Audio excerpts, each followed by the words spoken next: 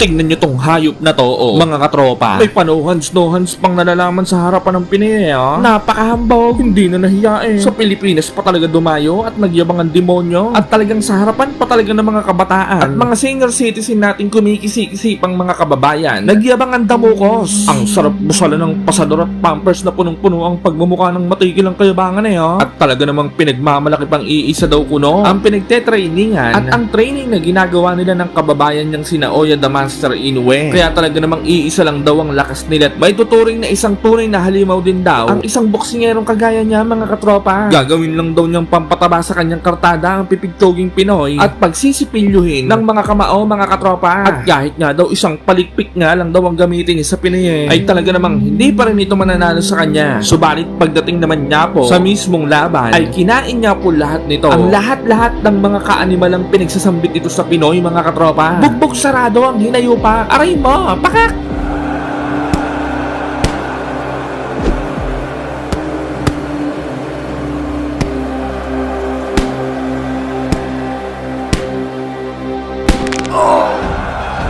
Ang laban na ito ay sa pagitan ng The Lavender ng Pilipinas kontra sa The Wild Cactus na mga Hapon, mga katropa. Heavy underdog ang Pinoy sa laban na ito. Kahit na ito ay isang uri ng undefeated at may mas mataas na knockout rating para sa Hapon, mga katropa. Ito ay sa kadahilan ng mas malawak ang ring experience at mas mabibigat daw kuno ang mga boksingerong hinarap ng maangas na Hapon na ito sa kanyang professional boxing career, mga katropa. Kawawa lang daw ang Pinoy sa laban na ito dahil itinapat daw agad ito sa isang dekalibreng elite boxer. Ayon sa prediksyon ng mga galing-galingang boxing analyst na mga Hapon, mga katropa, na kumbaga sa e-bike na reyna ng mga kalsada, eh. Lakas loob agad itong nakipagkarera sa tricycle na 3 taon nang walang change oil, mga katropa. Siguradong mapuprostrate lang daw ang Pinoy at baka mapadiretso retiro agad nang wala sa oras pag nagkataon dahil talaga namang siguradong kung hindi kulata ay ospital nga daw po ang aabutin ng Pinoy sa kamay ng kanilang alagang Hapon, mga katropa. Pagsisisihan daw ng Pinoy na ito na naisipan pa nitong magboxing at kinasahan niya agad ang isang dekalibreng boksingerong kagaya ng kanilang halimaw na alaga. Tawang-tawa naman ng demonyong Hapon na ito sa mga naging batiko sa ating bidang kababayan na ito, mga katropa. At sang-ayon nga daw po itong animal na ito sa lahat ng mga prediksyon ng kanyang mga galing-galingang kababayang sports analyst kuno. Maghahalo daw ang bulbul sa tinalupan, eh, kapag natalo pa siya sa laban na ito, mga katropa. Kaya sisiguraduhin daw niyang patutulugin niya daw ang Pinoy nang sa gayon, hindi na daw magkaroon ng aberya pagdating sa puntusan at hindi na siya madali ng lutong Macau pa, mga katropa. Wala namang naging reaction sa kabayan at talaga namang walang kapaki-pakialam sa mundo. Pagkusi, nag-ensayo na lang ito na nag-ensayo habang nagpo-food trip at nagne-Netflix at sumabay na lamang sa lahat ng mga nagsusumba sa kanilang kanto. Aray mo, paka! O siya, ito na, mga katropa. Huwag na nating patagalin pa. Kumuha na tayo ng tagitag isang basot. Ihanda ng yello't masarap na tampulot. Sunggain na natin ng sariwang umuusok-usok pang 4 kantos at sabay-sabay nating panoorin ang laban ng ating magiting na kababayan. Ito na, round 1. Omega Boxing, he was also present at the 15. Noy Manigos, the veteran, previously he set. Then this veteran is very dangerous, and Mashimo should be very careful against this. Going to work. Mashimo will work the body and then go inside the head. Very good uppercuts in the midsection. He known his intentions early on in this fight. Mashimo's position uncomfortable as much as possible by pressuring and Taking the advantage. However, kapag bumagal yung now Mashimo has made those next ropes. Hooks to the head by Mashimo. Very good defense there by Manigos, and then was able to sustain that uppercut in the midsection. However, here by Mashimo. good uppercut by Manigos. Very good uppercut. However, he was very open for that left hook. More uppercuts from Manigos. Another hook by Manigos. Manigos is showing this young kid that old strength, Franco. Get him with that uppercut. Maganda yung uppercut sa Manigos. Sa Mashimo. Hindi na siya dapat magsabayan dito kasi Mashimo, he needs to get out of that corner. There you go. Another uppercut by But Manigos needs to be careful. now he has the Japanese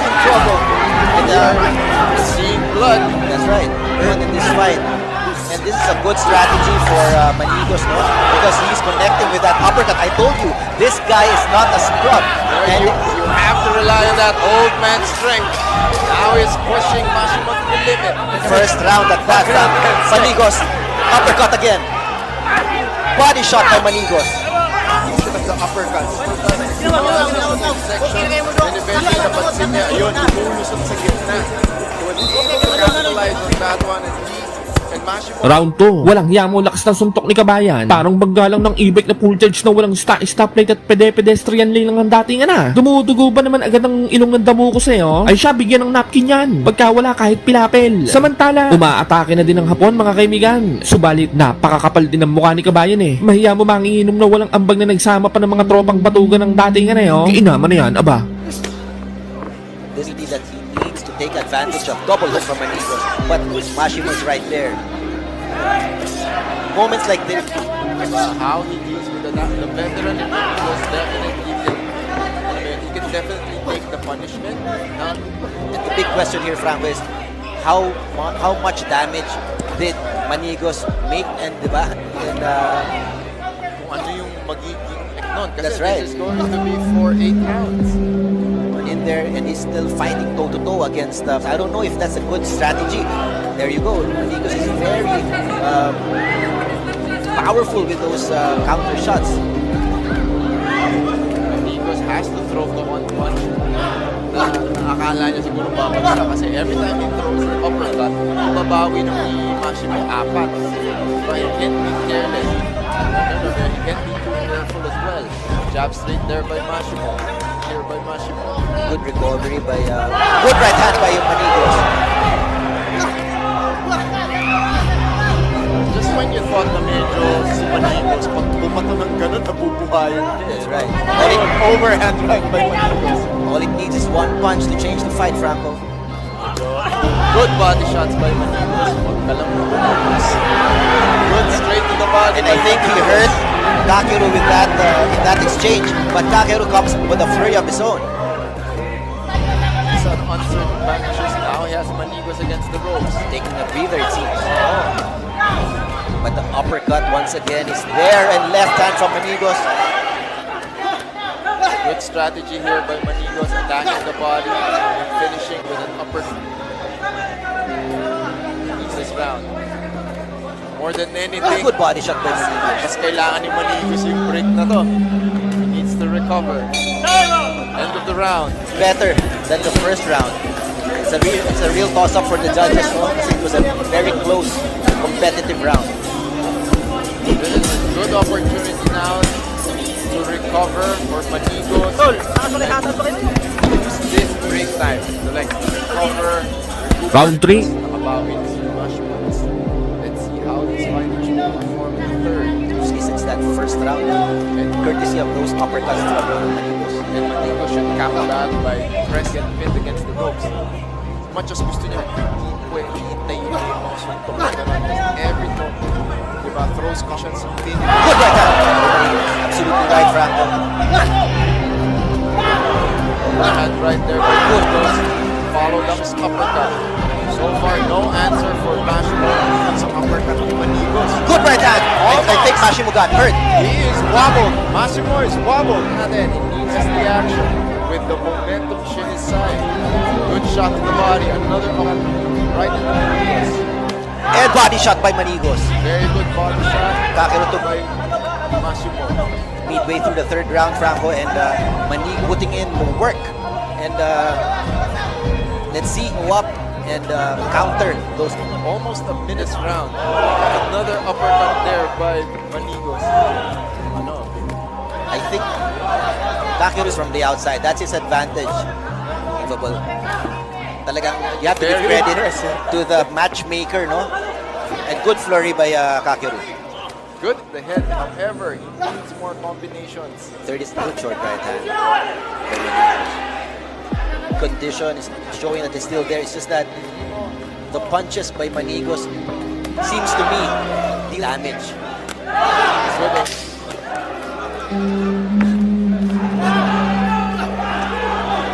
Another good left hand there by Manigos. Sa Samantala, tumutulo na ng tumutulo ang dugo sa ilong ng Hapon, mga kaibigan. Mahahalata rin nababawasan na ng gasolina sa kabayan. Bigyan na ng e-bike yan. Veteran that is, took it very well. Attacks to the body. To the head. Got caught there. This is an opportunity for Kakeru to shift the momentum in his favor. Very aggressive punches here by Kakero Mashimo. But Manigos did very well evading those punches, no? And now it's his turn. Daming binatos mo. Nagpapahinga siya ngayon. Manigos needs to capture mo. Now they're fighting in the pocket. Good hook to the head by Manigos. What a great test for Kakeru. Those up, devastating. Courtesy of Jason Kane Manigos. Halfway. Good combination by Manigos. I think Kakeru is hurt. It's not answering right. Throwing everything. Throwing everything to the head. Now he's urging the Japanese fighter to engage him. Manigos is showing the Japanese fighter what a veteran is, an old man strength. He's in the corner. Wants to attack. Setting up that uppercut in the middle. Kakeru needs to do something big here to shift the momentum in his favor because Manigos is having his day.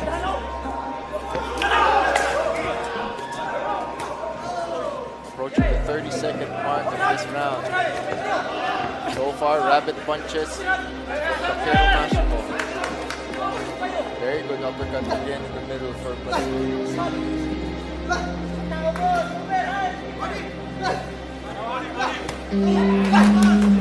Good defense from Manigos. But Now Mashimo wants to go back to the body. Patiently waiting for that uppercut. and there you go. Like we Very said well earlier, Manigos. Manigos fights in spurts. But when he does, it's effective. Left hand by Manigos. Very good left hand by Manigos.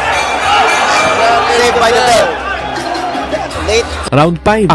Walang hiya. Nananakit na ata ang balakang ni Kabayan na. Palagi yatang absent at nagkakating sa Zumba eh. Ay siya bigyan na ng iskilan, si Tirisin at Lopera may dyan. Kaya naman na yan. Aba, sa round din na ito ay pagmumumugin na ni Kabayan ng mga umatikabong left hook at uppercut ang nguya-nguyaan ng Hapon, mga kaibigan. Dahilan upang lalong maghiyawan ang ating mga kababayan. Manigos have left.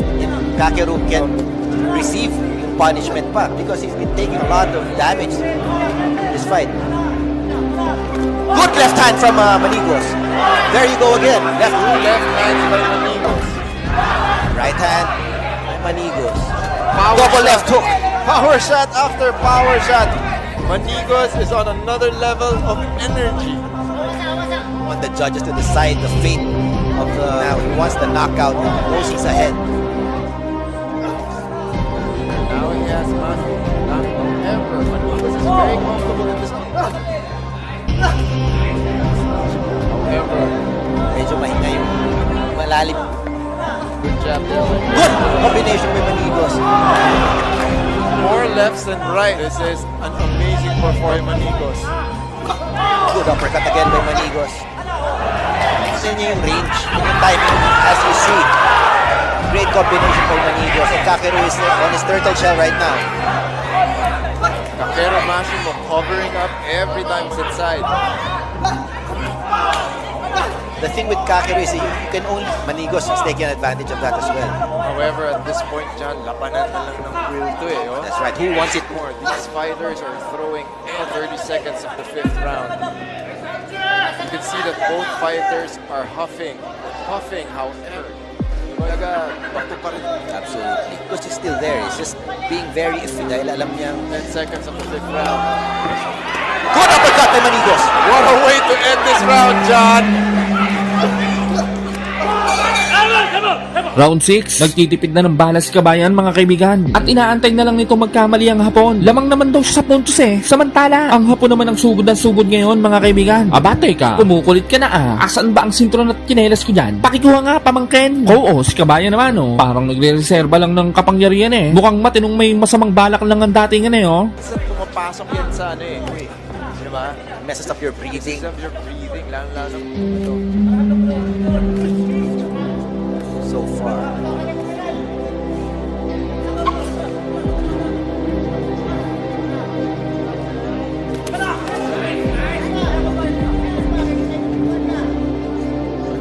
Medyo pinapilo to. 5 and now round 6 themselves. Pero Mashimore, good defense. By Manigos. Good combination from Kakyo. He should box from the outshots. Hindi siya pwede makipagsabayan kay Manigos as Like able to bridge that gap and it goes at the top of the first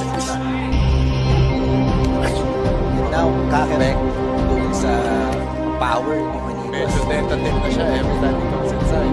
Courtesy of Manigos. Pakilala agad si Manigos eh. Good combination from Manigos. Missed with that uppercut. Down goes Manigos, but I think the referee will call that a slip. For 8. Sa 10 seconds na. Para na itong dalawa to. It's the judges. Round 7, nag-iingat na si Kabayan mga kaibigan. Baka masulot pa ng manunulot ang laban eh oh. Samantala, hindi naman makapagpatama ng ayos ang hapon kay Kabayan mga kaibigan. Mahiya mo ba naman bangaw na tamang dapo lang sa at ang galaw ni Kabayan eh oh. Hindi mahuli-huli. Good short left hand by Kakeru.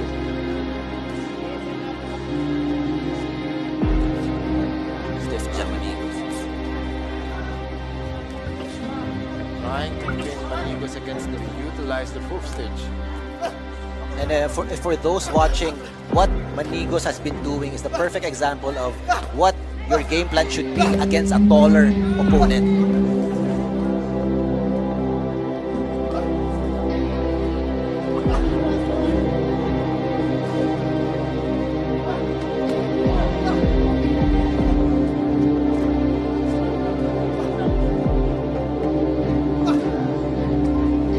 Exchange so far from both fighters.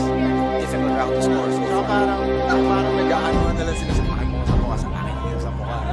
Tingnan natin sino unang tutumba. they're just Ayun oh, see? This is a battle of will na lang talaga. Both fighters giving it all final minute of round 7.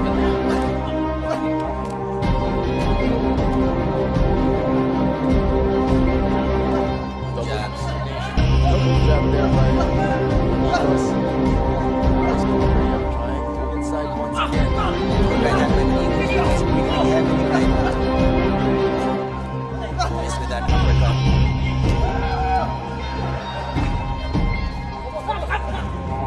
Four-punch combination to the body.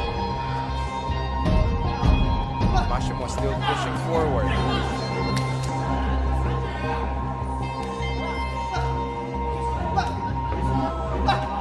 Good right hand by Manigos. Left hand from Manigos. The landing as we approach the final 10 seconds of this round.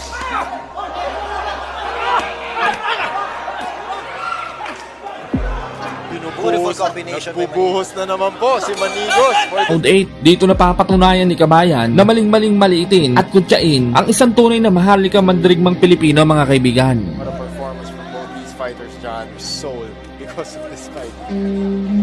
Giving a whole new meaning to wala nang bukas. Trying to make things happen this time, but Manigos is still Counter punching ni Manigos. Kakeru Mashimo launches left hook sa kanya.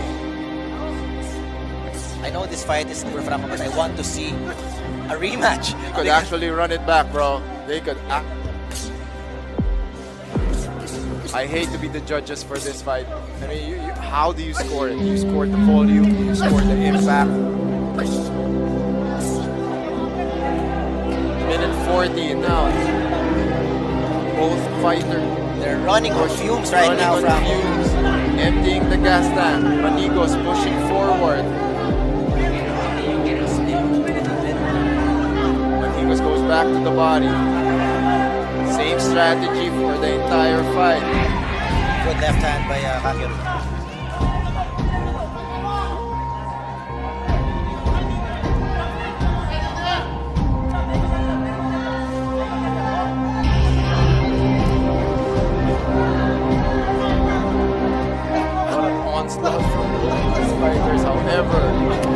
Good left hand by Manigos. Getting better. Babato ng malakas. Yung volume face Kakeru, pero yung impact Impact favors. top right now. And he receives a left hand from Kakeru. Manigo said, let's go. Good. Another uppercut to the face by what these fighters will do. Good right hand. right hand there by Manigo. Good right hand again by Manigos. He's spamming with that right hand and it's hitting the mark. 10 Final seconds 10 left. seconds. Who wants it more? Good shots there. Another right hand by Manigos. What a fight! You know, if they want to run it back, they can definitely. And he highlights for that very competitive and exciting bout niya. Pwede pa 2 rounds pa. Extend. extend. We definitely share Mr. Santos's sentiments.